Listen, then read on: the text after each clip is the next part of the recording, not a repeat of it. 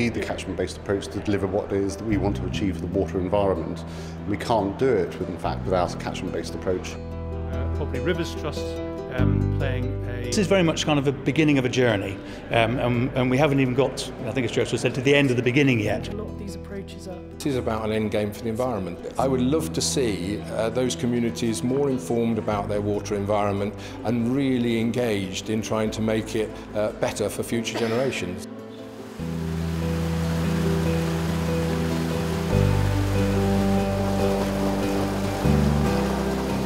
Catchment-based approach is an opportunity for communities to take charge of their local rivers, their catchments, and to manage them. We wanted people who were involved in catchment partnerships to hear right from the horse's mouth as to why this policy framework has been created by government to empower people to do this.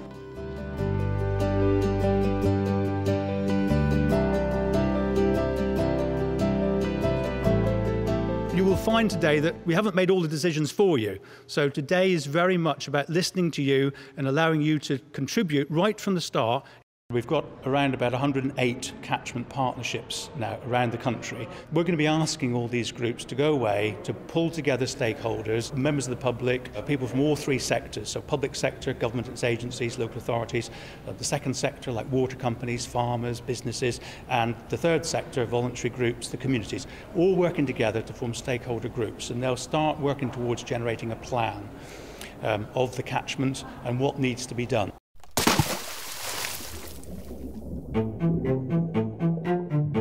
You're free to achieve as much as you can.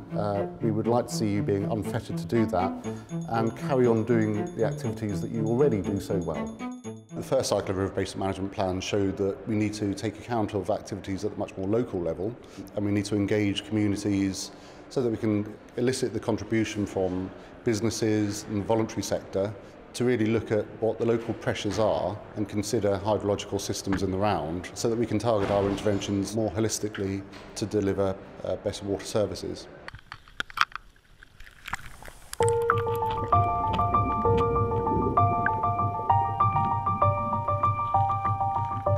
What is exciting and what is very, very new this time is the integration of all those people that have an interest, the community that has an interest in a particular catchment.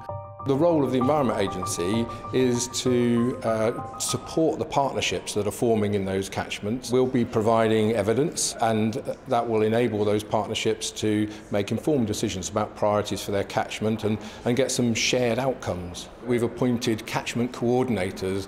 These are going to be people who are the go-to people for each of the catchment partnerships. They will link all of the departments within the Environment Agency and provide a point of focus from internally to externally, so that it should be easier for people to get the information from us that they require to make the decisions they want to make.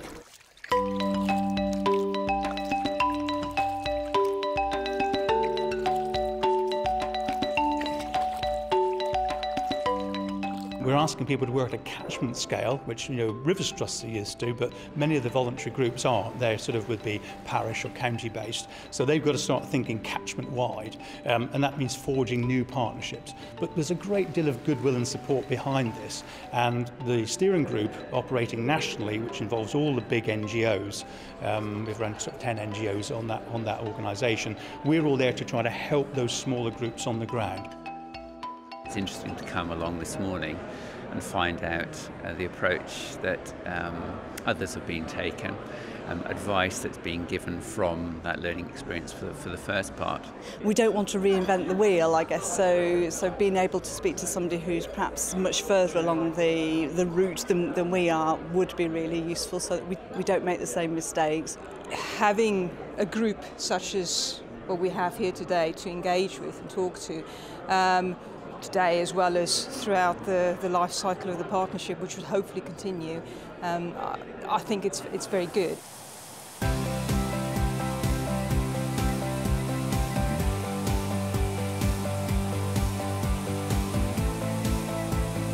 most important outcome at this early stage is that everyone is absolutely clear as to why they're doing this, why they're getting involved in the catchment-based approach. It's not to fulfil the requirements of government or its agencies. It's really to empower them to deliver what they want out of their river catchment.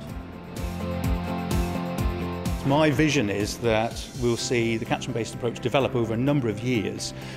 They'll be involved in planning and they will be involved in delivery of healthy rivers and healthy catchments, and that's really serving public benefit.